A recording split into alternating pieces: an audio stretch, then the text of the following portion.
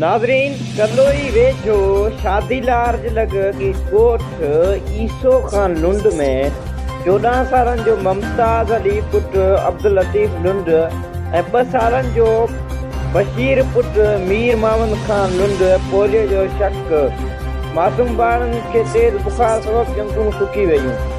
मक़ामी डॉक्टरनि पारां पोलियो जो शक ज़ाहिर थी वियो। उन सिलसिले में कलोई वेझो शादीलार्ज लॻ ॻोठ यूसी मिठीतिरी में ॻोठ ईसो खान लुंड में 2 ॿारनि 4 सालनि जो मुमताज़ अली पुटु अब्दुल लतीफ़ लुंड ऐं 2 सालनि जो बशीर पुटु मीर मोहम्मद लुंड खे पोलियो जो इंकशाफ वारस सख़्त परेशान।